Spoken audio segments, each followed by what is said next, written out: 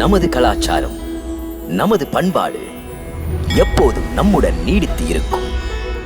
பாரத தேசத்தின் மகோனதமான புராண இதிகாசங்களை முழுமையாக அறிந்து கொள்ள subscribe Tilak. A wide range of LED lights for indoor and outdoor use. GR Lights make India bright.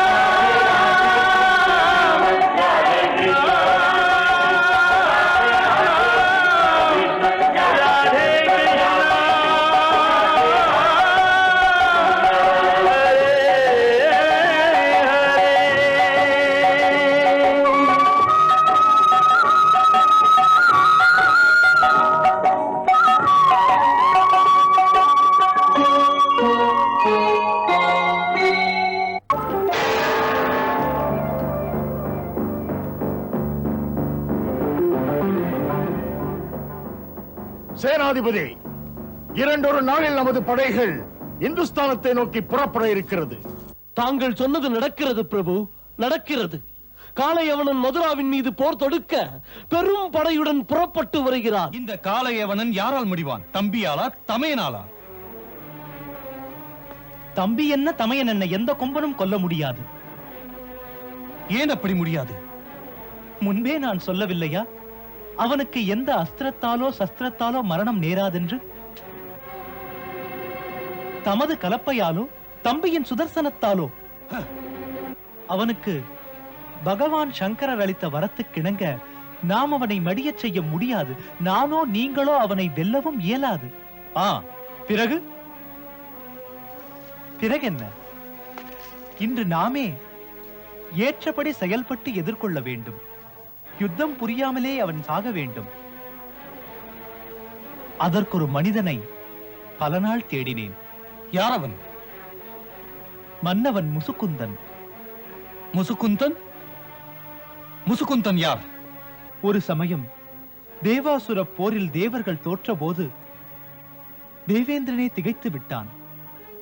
அந்த சமயம் இந்த பூமியில் இக்ஷ்வாகு வம்சத்தின் ஒரு அரசர் மாமன்னன் முசுகுந்தன் வலிமைக்கோர் வடிவமாய் வாய்மைக்கோர் உருவாயிருந்தார்.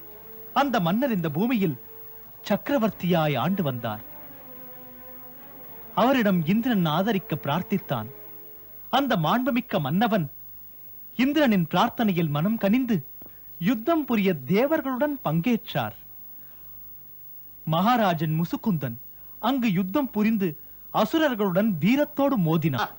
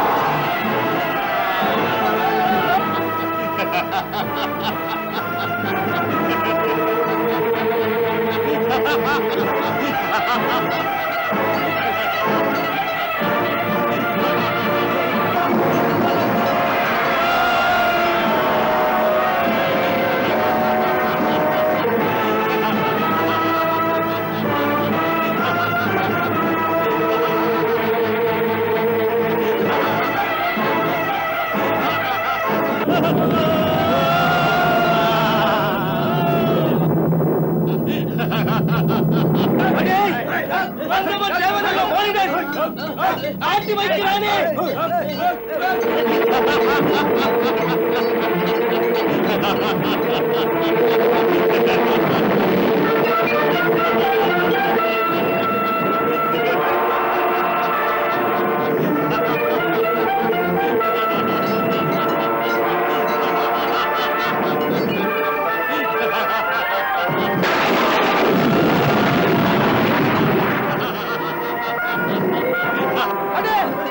பூமியிலிருந்து வந்த ஒரு மனிதன் அல்லவா நம்மை பற்றி விழிக்கிறான்.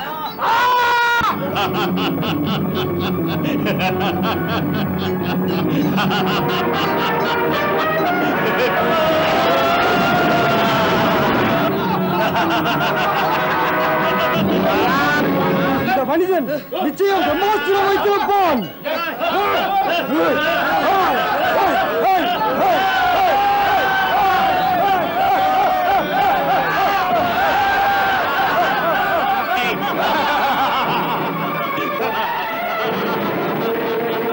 அவன் நம் கைக்குள் வந்த பிறகு அவன் தப்பிச் செல்வது ஏதலாம்.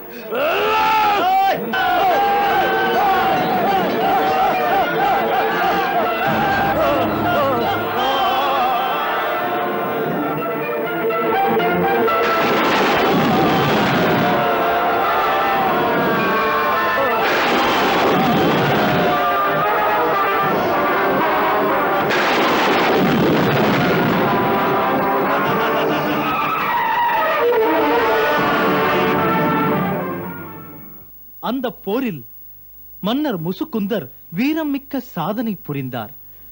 அசுரர்கள் அஞ்சி அஞ்சி ஓட அசுர சேனை அவரிடத்தில் திக்குமுக்க ஆடியது. போரில் மகாராஜா முசுகுந்தர் நின்று மின்னல் போல முழக்கமிடும் இடி போல அங்கு செயலாற்றினார். தோற்ற அரக்கர்கள் பயந்து ஓடிப் போனார்கள்.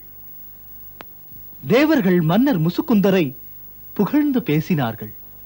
தேவராஜன் இந்திரன் அவரை பாராட்டினார். மகாராஜா முசுகுந்தருக்கு, மகாராஜா முசுகுந்தருக்கு, மகாராஜா முசுகுந்தருக்கு, மகாராஜா முசுகுந்தருக்கு, மகாராஜா முசுகுந்தருக்கு, மகாராஜா முசுகுந்தருக்கு, மகாராஜா முசுகுந்தருக்கு, மகாராஜா முசுகுந்தருக்கு, மகாராஜா முசுகுந்தருக்கு. மகாராஜா முசுகுந்தரே, தங்கள் இணையற்ற வலிமையும் போர் புரியும் திறமையும் நடந்த போரிலே தேவர்களுக்கு துணை நின்றது. தேவகுலம் அனைத்தும் தாங்கள் செய்த இந்த உதவிக்காக உங்களை பாராட்டுகிறது. சொர்க்கலோகத்தில் எங்கு போனாலும் உங்கள் வீரத்தை பெருமையோடு பேசுகிறார்கள். இந்த முறை நடந்த தேவாசுர போரிலே அசுரர்களுக்கு வெற்றி வாய்ப்புகள் இருந்தது. அப்போது நாம் தங்கள் ஆதரவை பெற்றோம்.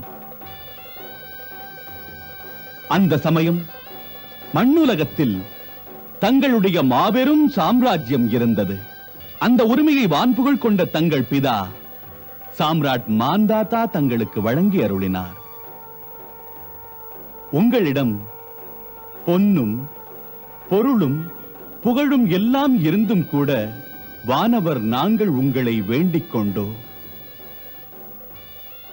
நியாயமென்று தெரிந்ததும் ஆட்சி பொறுப்புகளை கிள்ளி எறிந்துவிட்டு அமரேந்திரனான என் அணியிலே தாங்கள் நின்றீர்கள்.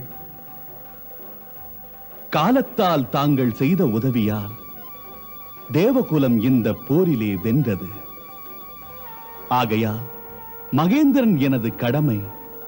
தாயக மண்ணில் தங்கள் உடைமைகளை எல்லாம் விட்டு வந்தீர்களே, எங்களை காக்கும் பொருட்டு அதை பாராட்டி பேச சொற்களே இல்லை. வானுலகம் வாரி வாரி வழங்கப் போகிறது தங்களுக்கு. விரும்பி வந்து உதவி செய்ததற்கு விலை தர வேண்டியதில்லை அமரேந்திரா. ஏனெனில் மாண்புமிக்க என் தந்தை அவருடைய முன்னோர்கள் தந்த ஆசீர்வாதத்தால் பூமியிலே எனக்கு எல்லாம் இருக்கிறது. ஒரு பரந்து விரிந்த பேரரசு, அங்கே செல்வம் அனைத்தும் என்னை எதிர்பார்த்திருக்கிறது. அங்கே என் பெற்றோர் தந்த பொருள், பதவி எல்லாம் இருக்கிறது. எல்லாம் இருக்கையில் எனக்கு ஏன் தருகிறீர்கள்? ஆகையால் பூமிக்கு நான் திரும்பிச் செல்ல அனுமதியுங்கள் அமரேந்திரா. அது போதும் எனக்கு. மெய்யான இன்பம் எனக்கு உங்கள் தொண்டிலே கிடைத்தது. பணிபுரிய வந்தேன், பணி முடித்து விட்டேன். இனியும் இங்கிருந்து கொண்டு நான் பணி செய்ய வேண்டிய அவசியமே இல்லை. மேலும் இங்கே பரமேஸ்வரன் மைந்தன் கார்த்திகேயன் தமது சேனாதிபதி பொறுப்பை ஏற்க இசைந்துள்ளார்கள். ஆகையால் தேவகுல பாதுகாப்புக்கு துணை தேவையில்லை. அமரேந்திரா, மண்ணகத்தில் உள்ள என் தாயகத்துக்கு செல்ல தங்கள் அனுமதி வேண்டுகிறேன். அங்கே என் மக்கள், என்னுடைய மனைவியர்கள், என்னுடைய மைந்தன் நான் வருவேன் என்று எதிர்பார்த்திருக்கிறார்கள்.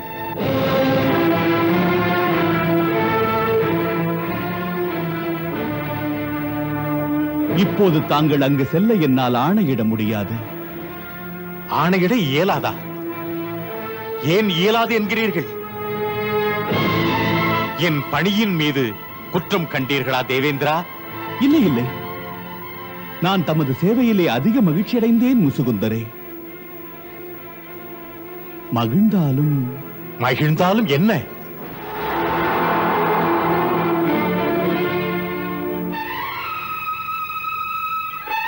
மகிழ்ந்தாலும் என்ன தேவேந்திரா?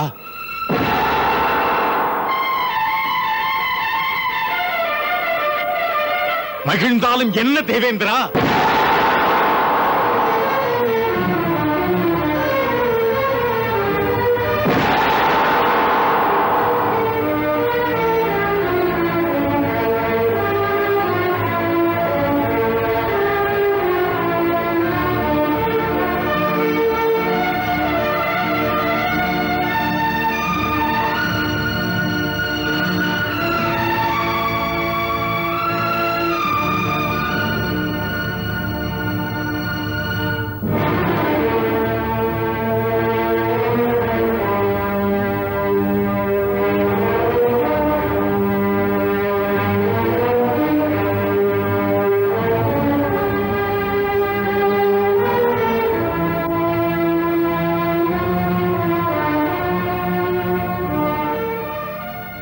முசுகுந்த மன்னவா, அங்கு பூமியில் இப்போது உங்களுக்கென்று யாருமே இல்லை.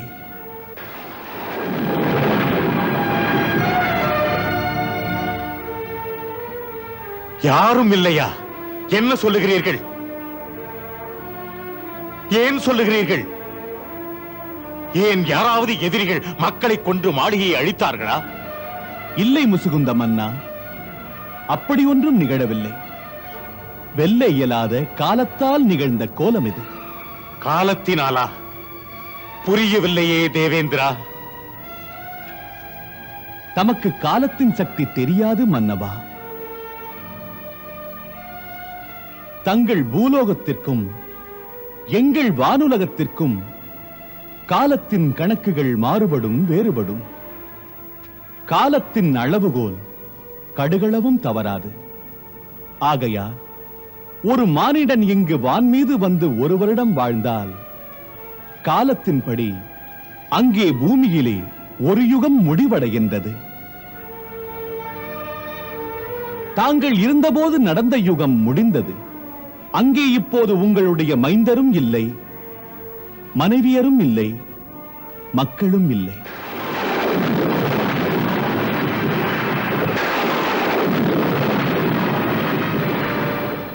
இன்று வரை மாண்புமிக்க இக்ஷ்வாகு குலத்தின் பேரை சொல்லுவதற்கு கூட பூமியில் இப்போது ஒருவரும் இல்லையே. இந்த நிலை ஏன் நேர்ந்தது தேவேந்திரா? இது காலத்தின் கணக்கு மன்னவா. இங்கே இறைவன் ஒருவன்தான் நிலையானவன். மற்ற பிறவிகள் எவரானாலும் அவர்கள் அழிவது நிச்சயமானது. இங்கே எமது தேவலோகத்திற்கும் அழிவு உண்டு. இயல்பாய் அமைந்த கணக்கின்படி காலமெனும் கடவுள் நம் அனைவரையுமே தனக்குள் அடக்கிக் கொள்ளும். மகேந்திரனும் அடிவே. எனக்கு பின் இங்கே இன்னொரு இந்திரன் வருவான்.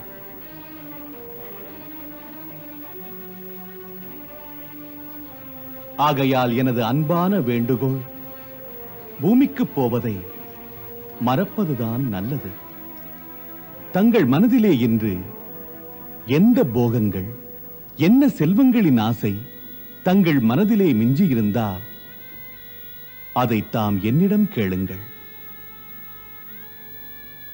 தங்கள் விருப்பத்திற்கிணங்க தமக்கு வரமளிக்க விரும்புகிறோம். தனம், தானியம், நிறை செல்வம், தர்மம், எது எது வேண்டுமோ வேண்டியது வரமாக வழங்கப்படும். உங்களுக்கு மோட்சம் மட்டும் தர இயலாது. ஏனெனில் மோட்சம் அளிக்கும் அந்த சக்தி அந்த பகவான் ஸ்ரீஹரியோ அல்லது பகவான் சிவனோதான் தர முடியும். மற்ற எதுவும் தர முடியும் என்னால். மன்னா, வரம் கேள் மன்னா, வரம் கேள் மன்னா.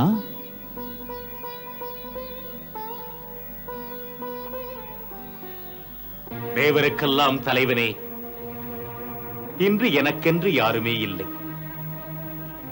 இந்த போகங்கள், நீ வழங்கும் நிறை செல்வங்கள் தனியாக அனுபவிப்பதா?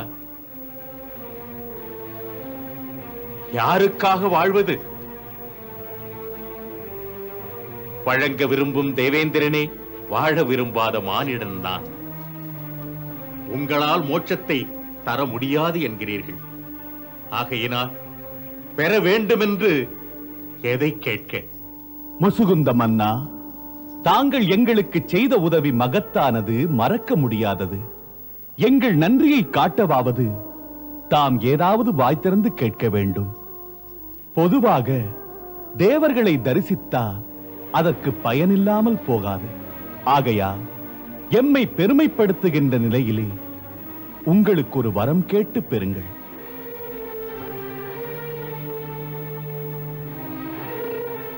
இப்போது மன்னா என் உடல் ஓய்வையே விரும்புகிறது. உண்மையில் மிகவும் களைத்து விட்டேன். நீண்ட காலமாக போர் புரிந்து புரிந்து எனது இந்த உடல் மிகவும் புண்ணாகிவிட்டது. ஆகையால் விழி மூடி உறங்க வேண்டும். நேரம் பார்க்காமல் உறங்க வேண்டும். ஆகையால் படுத்துறங்க வரம் தாருங்கள். எப்போதும் உறக்கம். படுத்துறங்கும் போது யாரும் எழுப்பக்கூடாது. போதும், இந்த வரம் தாருங்கள்.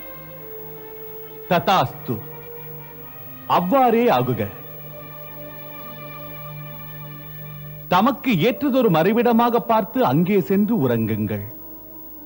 மனமாற வழங்குகிறேன். எந்த ஒரு மனிதனும் தாம் உறங்கும் போது எழுப்பினான் என்றால் அவன் மீது உங்கள் பார்வைப்பட்டான், அவன் அதே கணம் சாம்பலாகி விடுவான். ததாஸ்து.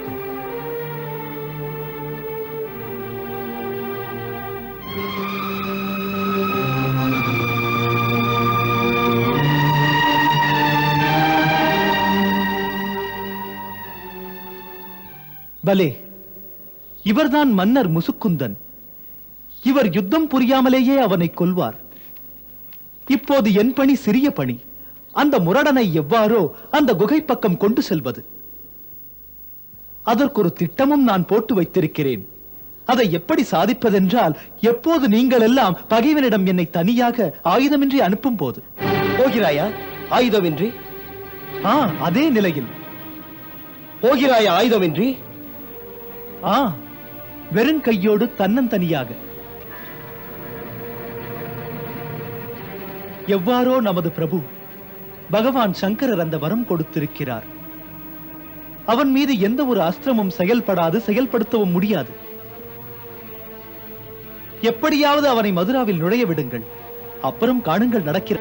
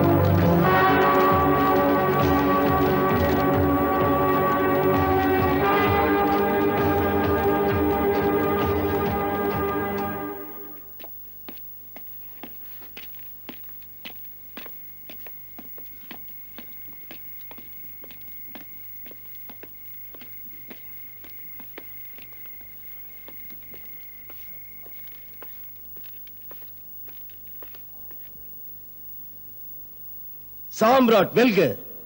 சொல் சேனாதிபதி, நமக்கு என்ன செய்தி கொண்டு வந்தாய்? சென்ற நமது ஒற்றன் வந்தானா என்ன?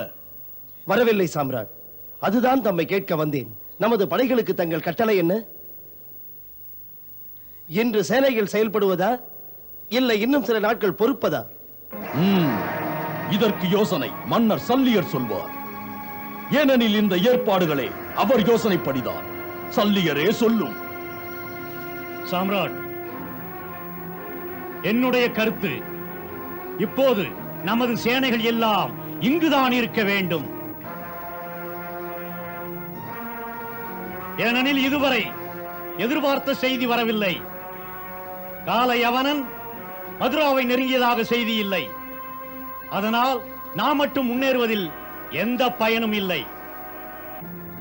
எனது தூதன் அவனுடைய சேனைகளை நிழல் போல் தொடர்ந்து வருகிறான்.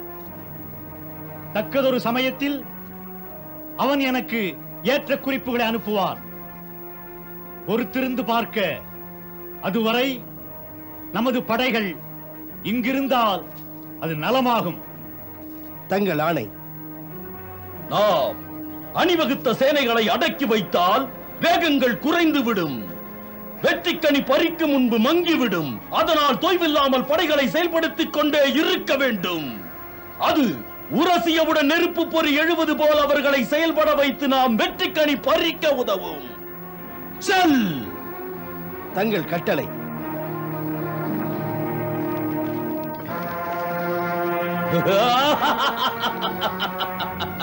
மன்னர் சல்லியரே, இந்த முறை நமது வெற்றி கொடி வான் தொட்டு முத்தமிடப் போகிறது. உமது தோழமைக்கு எமது நன்றி. தாங்கள் தான் காளையவனன் போன்ற வீரத்தின் வடிவமான ஒருவனை மதுராவை வளைக்க நமக்கு தோள் கொடுக்க அழைத்து வந்தீர்கள். அந்த காளையவனன் கண்ணாமூச்சி ஆடும் கிருஷ்ணனின் சக்கரம் கூட அவன் முன் நிற்காது. அதுதான் சுதர்சன சக்கரமே நிற்காது.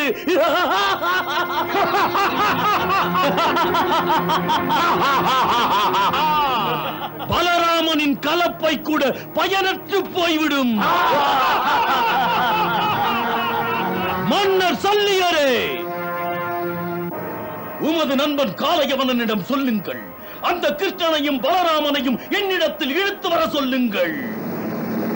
அவர்கள் கொல்லப்படாவிட்டால் அவர்களை என் காலடியில் கொண்டு வந்து போடுங்கள். ஆத்திரப்படும் என் கைகள் அந்த கீழ்த்தரமானவர்களை கிழித்து போட துடிக்கிறது.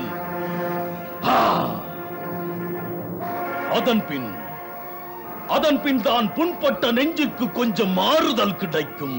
பொங்கும் எரிமலைக்குள் கொஞ்சம் மழை துளி விழுந்தது போல.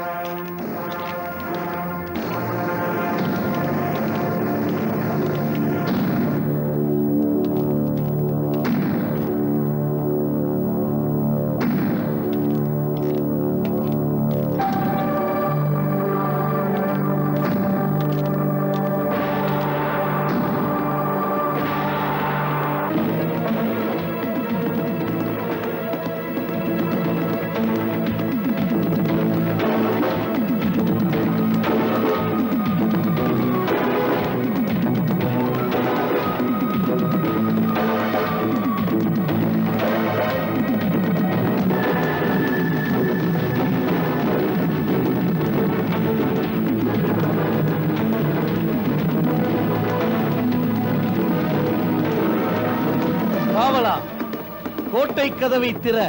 விரைந்து வரும் ஒற்றன் உள்ளே வர.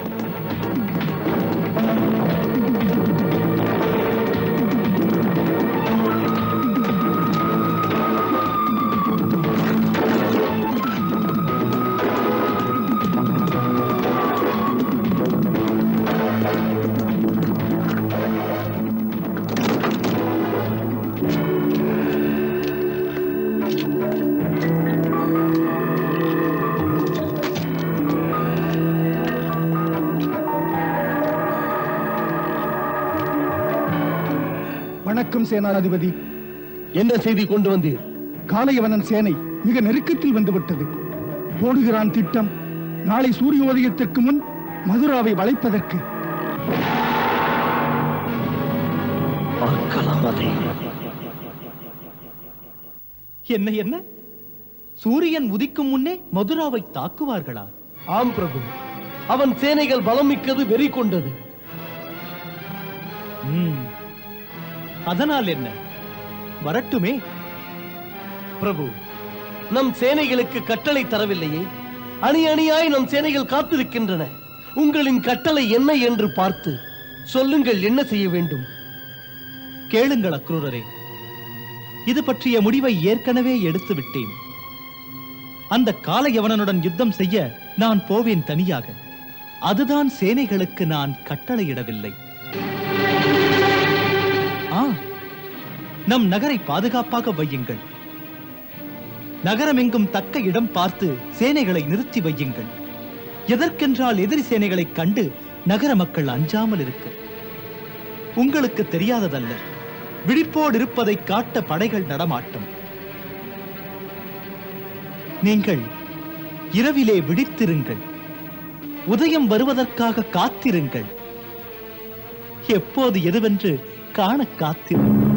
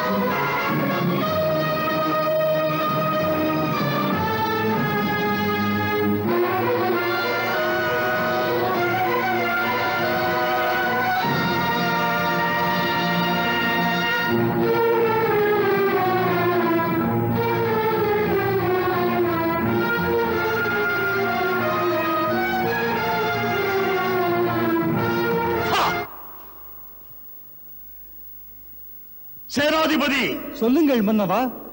மதுரா மன்னன் பேரில் செய்தி அனுப்புங்கள். மிலேச்ச மன்னன் காளையவனன் தங்களுடன் போராடும் எண்ணத்தில் மதுரா வாசலில் நிற்பதாக. நமக்கென்று சில பண்புகள் உண்டு.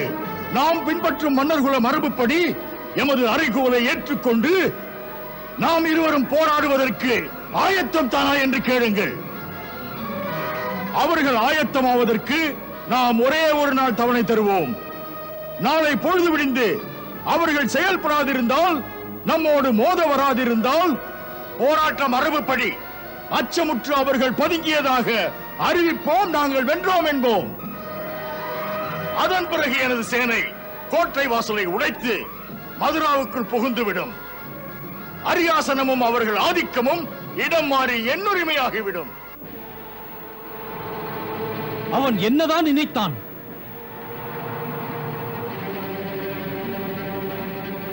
அடுத்தென்ன எழுதியிருக்கிறது?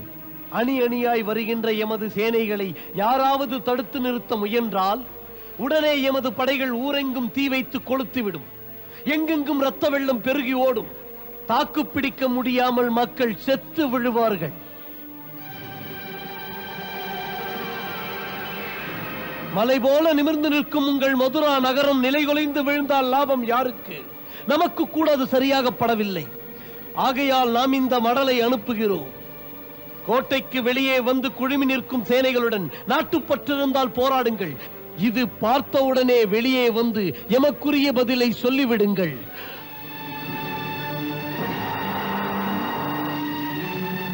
எங்கள் பொறுமைக்கும் எல்லையுண்டு. இனி முடிவு உங்கள் கையில்.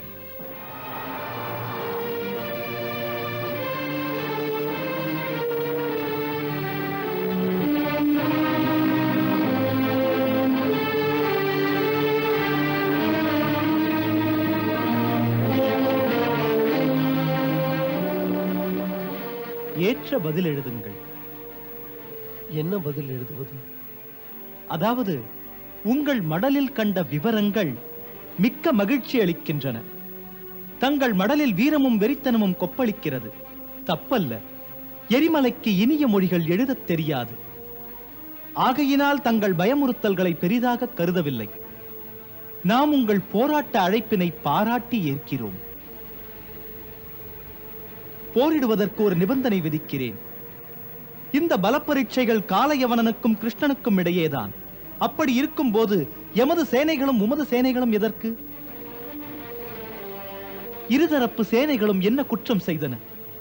மோத விரும்புவது நீங்களும் நானும். ஏன் குற்றமற்ற வீரர்களை கொன்று குவிக்க வேண்டும்? எண்ணற்ற படை வீரர்கள் நம்மிருவர் சண்டைக்காக தங்கள் உயிரை தர வேண்டுமா? புகழ் நமக்கு, மரணம் அவருக்கா? அமைதியாக சிந்தியுங்கள். இதில் வெற்றி எமக்கா உமக்கா? நாம் இருவர் சண்டையிட்டு முடிவு செய்வோம். காளையவனன், கிருஷ்ணன், வீரத்தின் இருபெரும் முனைகள். வீரத்தின் இருபெரும் முனைகள் நேருக்கு நேர் யுத்தம் செய்ய நாம் உங்களுக்கு உறுதி கூறுகிறோம். ஏற்படும் போரிலே நீங்கள் தோற்றுவிட்டால் அல்லது துவண்டு விட்டால் போர்க்களத்திலே உங்கள் சேனைகளை துன்புறுத்த மாட்டேன். நாம் உம் சேனைகளை மரியாதையாக நடத்தி ஊருக்கு திரும்புவதற்கு வசதிகள் செய்து அனுப்பி வைப்பேன்.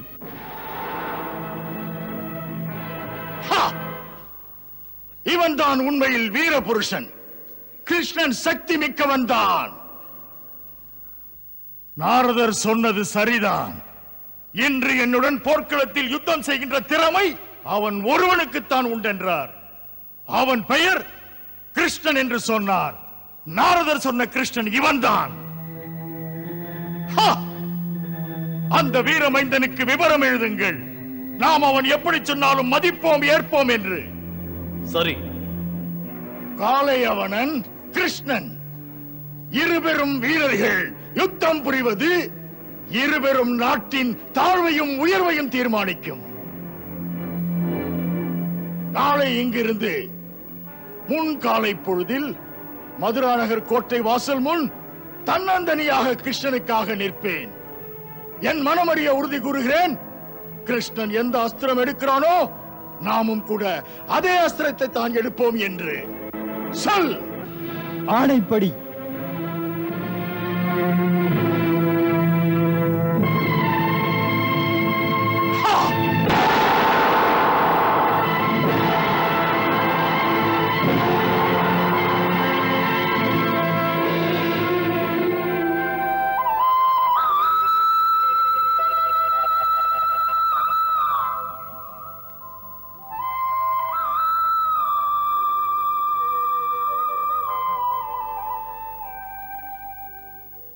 जपा कुसुम संकाशम काश्यपेयम महाद्युतिम तमोरिम सर्वपापघ्नम प्रणतोस्मि दिवाकरम.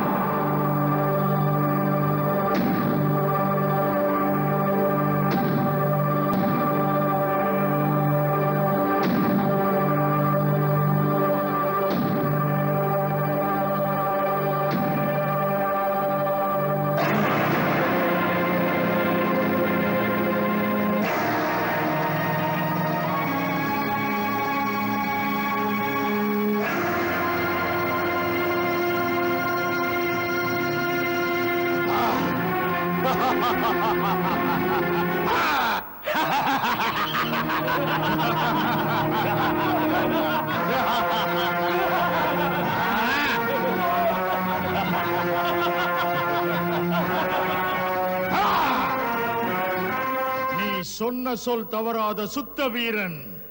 நீ சொன்னபடியே நடந்து கொண்டாய். வாக்கு தவறாத மாவீரன். வீரம் என்றால் இதுதான். என்னை அறிந்த பிறகும் என்னோடு போராட வந்தாய் என்றால் உனக்கு மரணம் காத்திருக்கிறது. ஏனென்றால் இந்த காளையவனனை காலமும் கொல்ல முடியாது.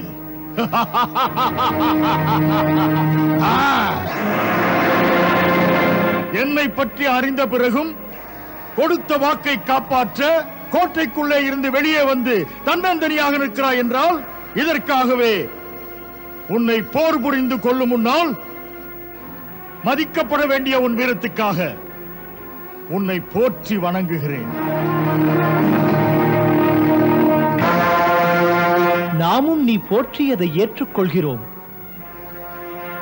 कृष्णा